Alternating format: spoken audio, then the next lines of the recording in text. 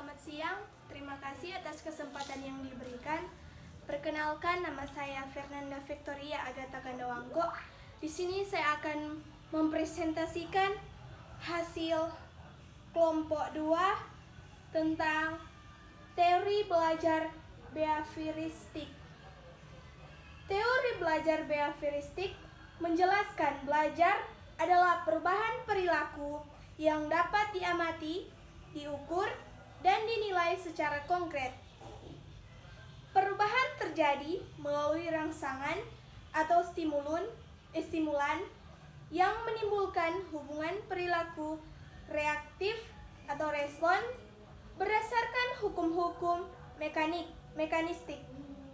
Stimulan tidak lain adalah lingkungan belajar anak, baik yang internal maupun eksternal, yang menjadi penyebab belajar. Adapun respon adalah akibat atau dampak berupa reaksi terhadap stimulans. Belajar berarti penguatan ikatan, asosiasi, sifat, dan kecenderungan perilaku. Yang berikut 1. Teori behavioristik mementingkan faktor lingkungan, menekankan pada faktor bagian, menekankan pada tingkah laku yang tampak dengan menggunakan metode objektif, sifatnya mekanis, dan mementingkan masa lalu. 2. Teori koneksinisme. Edward Lee Thorndike berprofesi sebagai seorang pendidik dan psikolog berkebangsaan Amerika.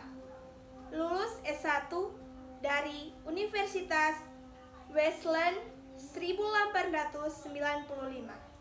S2 dari Harvard 1896 dan meraih gelar doktor di Columbia 1898. Buku-buku yang ditulisnya antara lain Educational Psychology 1903, Mental dan Social Measurement 1904, Animal Intelligence 1911, dan A Teacher Workbook 1921, dan Neurocity 1939, dan Human Nature and the Social Order 1940. Menurut Thorndike, belajar merupakan peristiwa terbentuknya asosiasi-asosiasi antara peristiwa-peristiwa yang disebut stimulus dan respon.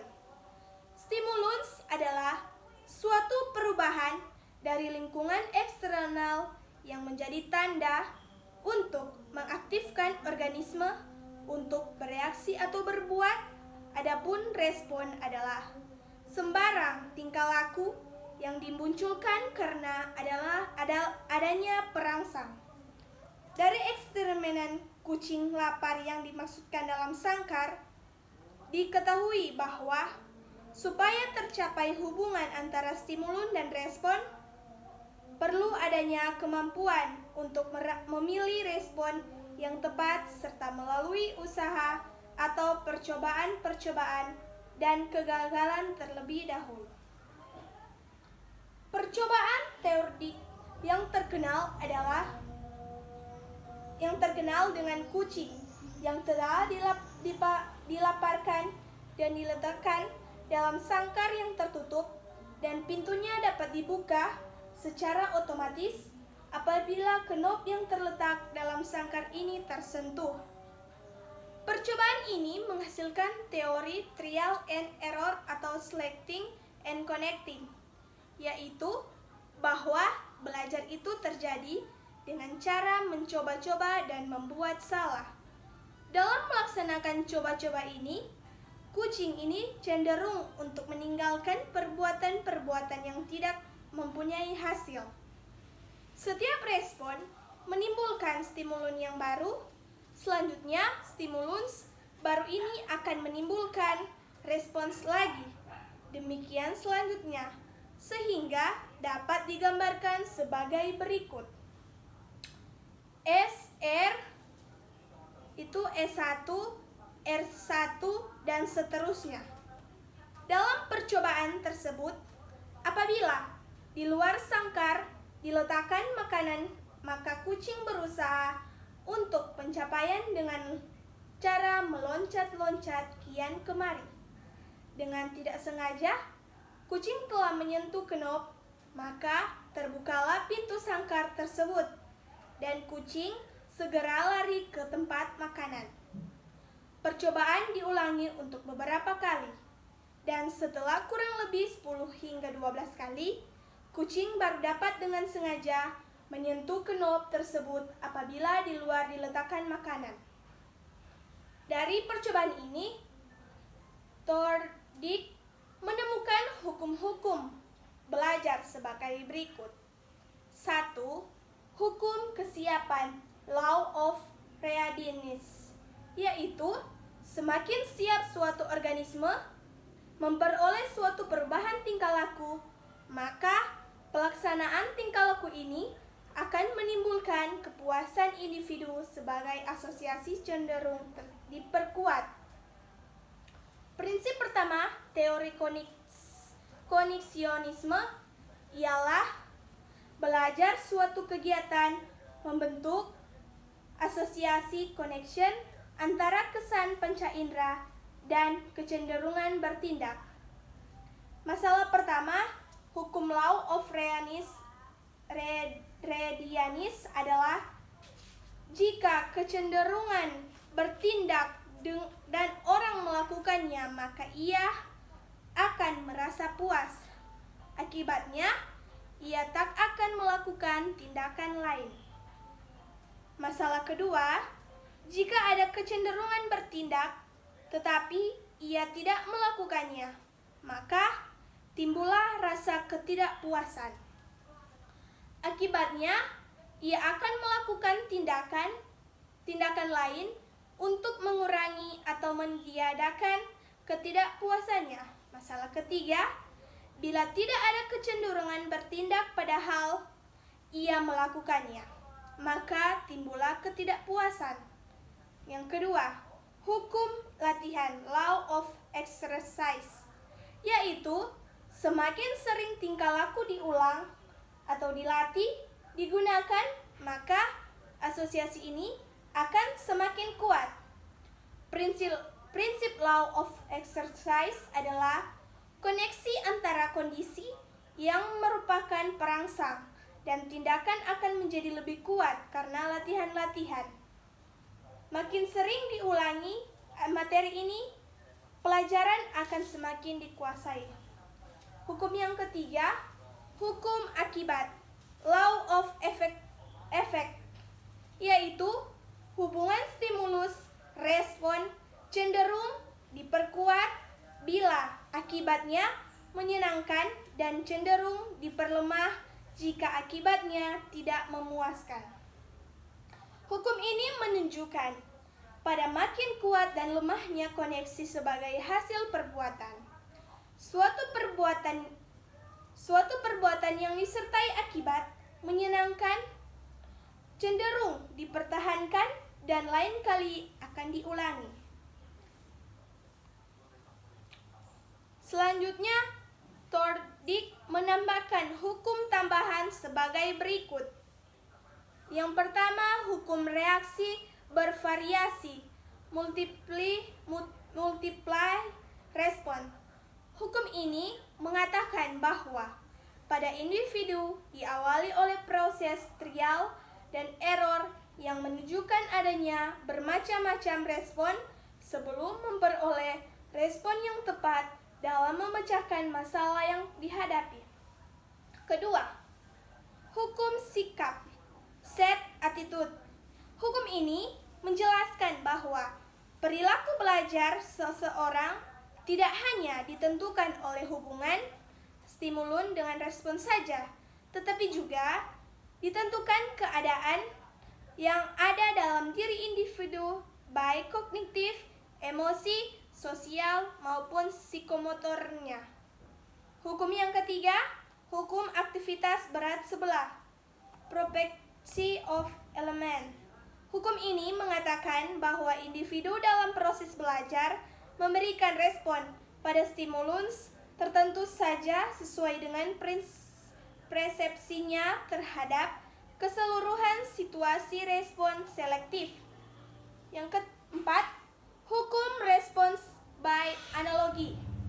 Hukum ini mengatakan bahwa individu dalam melakukan respon pada situasi yang belum pernah dialami karena individu sesungguhnya dapat menghubungkan situasi yang belum pernah dialami dengan situasi yang lama yang pernah dialami sehingga terjadi transfers atau perpindahan unsur-unsur yang telah dikenal ke situasi baru. Hukum yang kelima, hukum perpindahan asosiasi, associative shifting. Hukum ini mengatakan bahwa proses peralihan dari situasi yang dikenal ke situasi yang belum dikenal dilakukan secara bertahap dengan cara menambahkan sedikit demi sedikit unsur baru dan membuang sedikit demi sedikit unsur lama. Selain menemukan hukum-hukum baru, Thorndike mengemukakan revisi hukum belajar antara lain hukum latihan, yang kedua hukum aktif akibat revisi, yang ketiga syarat utama terjadinya hubungan stimulus respon, yang keempat akibat suatu perbuatan dapat menular baik pada bidang lain maupun pada individu lainnya. Yang ketiga, Ivan Petrovich Pavlov, 1849-1936. Ivan Petrovich Pavlov lahir 14 September 1849 di Russian, Rusia, yaitu desa tempat ayahnya Peter Dmitrievich Pavlov menjadi seorang pendeta.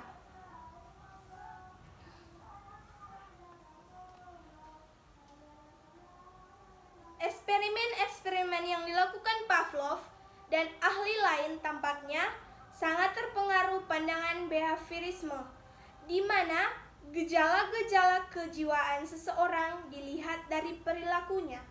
Hal ini disesuai dengan mendapat Baker bahwa yang paling sentral dalam hidup manusia bukan hanya pikiran, peran, maupun bicara, melainkan tingkah lakunya. Pikiran mengenai tugas atau rencana baru akan mendapatkan arti yang benar jika ia berbuat sesuatu.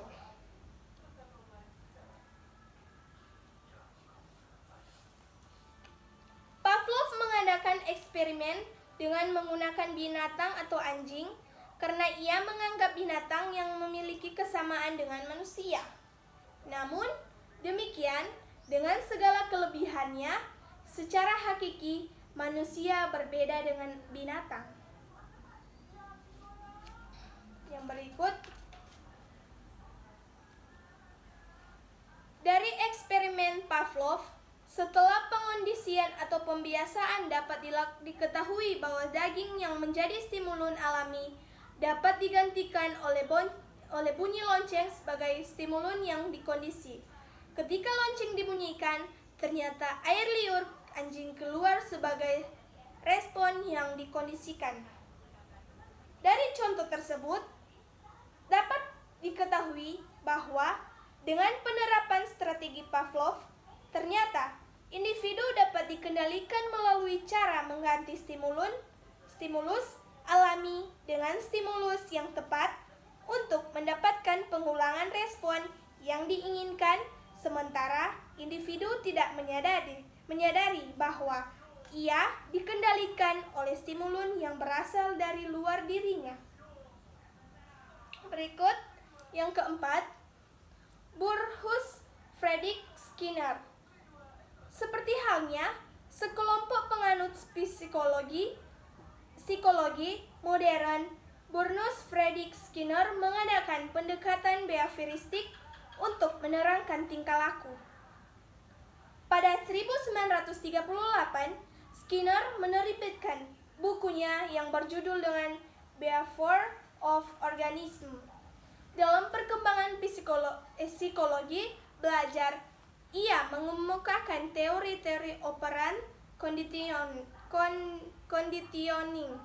Buku ini menjadi inspirasi diadakan konferensi tahunan yang dimulai 1946 dalam masalah The Experimental and Analysis of Behavior. Hasil konferensi dimuat dalam jurnal berjudul Journal of the Experimental Behaviors yang disponsori oleh Asosiasi Psikologi di Amerika. Gaya mengajar guru dilakukan dengan beberapa pengantar dari guru secara searah dan dikontrol guru melalui pengulangan dan latihan. Manajemen kelas menurut Skinner, ia berupa usaha untuk memodifikasi perilaku antara lain dengan proses penguatannya itu memberi penghargaan pada perilaku yang diinginkan dan tidak memberi imbalan mau apapun pada perilaku yang tidak tepat.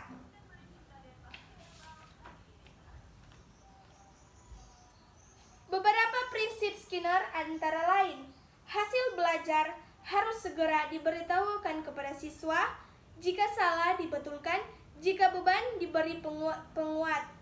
Proses belajar harus mengikuti irama yang dari belajar. Yang ketiga, materi pelajaran digunakan sistem modul. Yang keempat, dalam proses pembelajaran tidak digunakan hukuman.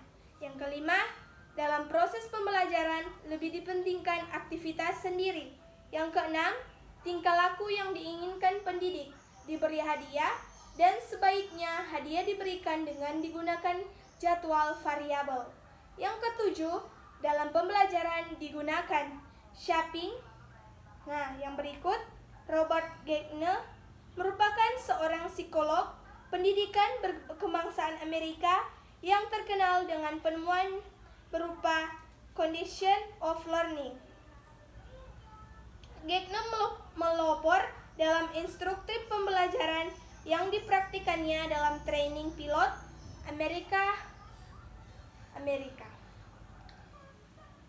Untuk merencanakan instruksional pembelajaran agar suasana dan gaya belajar dapat dimodifikasi. Keterampilan yang rendah menjadi dasar bagi pembentukan kemampuan yang lebih tinggi dan di hierarki keterampilan intelektual. Yang keenam, Albert Bandura menunjukkan anak meniru secara presis perilaku agresif dari orang dewasa di sekitarnya.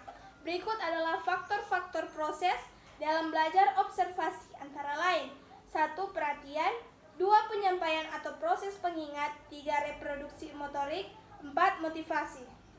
Selain itu juga dapat diperhatikan bahwa faktor model atau teladan mempunyai prinsip sebagai berikut. 1. Tingkat tertinggi belajar dari pengamatan diperoleh dengan cara mengorganisasikan sejak awal. Yang kedua, individu lebih menyukai perilaku yang ditiru jika sesuai dengan nilai yang dimilikinya. Yang ketiga, individu akan menyukai perilaku yang ditiru jika model atau penguatan tersebut disukai dan dihargai dan perilakunya mempunyai nilai yang bermanfaat. 7. Aplikasi teori behavioristik terhadap pembelajaran siswa. Ciri-cirinya sebagai berikut. A. Mementingkan pengaruh lingkungan. B. Mementingkan bagian-bagian. C. Mementingkan peranan reaksi.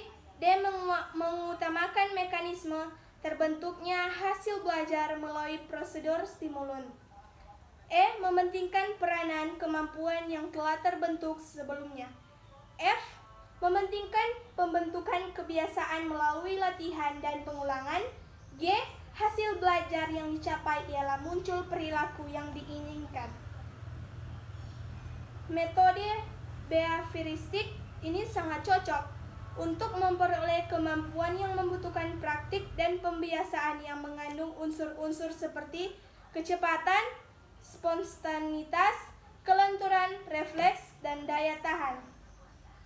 Penerapan teori behavioristik yang salah dalam suatu situasi pembelajaran juga mengakibatkan terjadinya proses pembelajaran yang sangat tidak menyenangkan bagi siswa, yaitu guru sebagai sentral bersikap otoriter, komunikasi berlangsung satu arah, guru melatih dan menentukan apa yang harus dipelajari murid.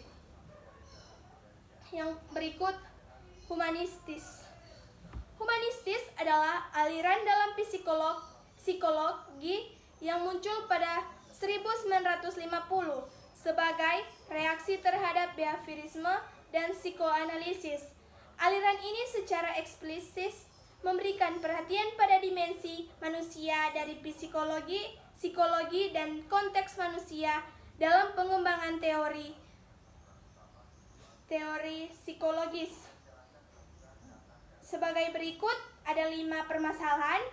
1. Manusia tidak dapat direduksi menjadi komponen-komponen. 2. Manusia memiliki konteks yang unik dalam dirinya. 3. Kesadaran manusia menyertakan kesadaran akan diri dalam konteks lain. 4. Manusia mempunyai pilihan-pilihan dan tanggung jawab. 5. Manusia bersifat intensional. Mereka mencari makna, nilai, dan memiliki kreativitas. Definisi. Ini adalah yang berikut, ciri-ciri dan tujuan psikoanalisis humanistis. Memusatkan perhatian pada person yang mengalami dan karenanya berfokus pada pengalaman sebagai fenomena dalam mempelajari manusia. Menekankan pada kualitas-kualitas yang khas seperti memilih, kreativitas, menilai, dan realisasi diri sebagai lawanan dari pemikiran tentang manusia yang mekanistis dan reduksionistik. C. Konseling dan terapi.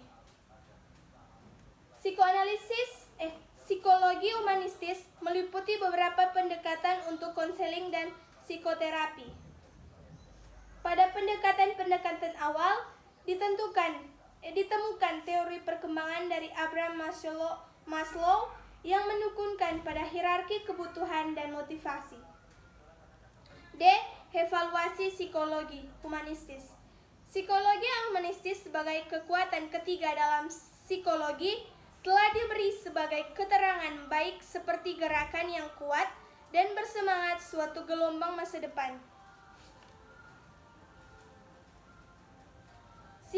Psikologi humanistis juga dikritik karena teori-teorinya dianggap mustahil untuk disalahkan atau disangkal.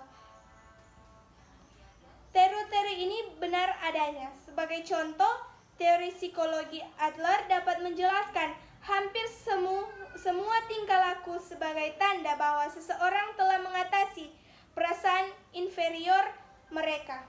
Sebaliknya, dengan tingkah laku yang sama dapat berlaku sebagai tanda bahwa seseorang individu gagal mengatasi perasaan inferior. Teori sama ini mengatakan antara akan hujan atau tidak hujan, sebuah teori ilmu pengetahuan yang baik seharusnya dapat disangkal dan mempunyai kekuatan untuk memprediksi. Psikologi humanistis bukanlah sebuah ilmu pengetahuan. Sekian dari saya, terima kasih, selamat siang.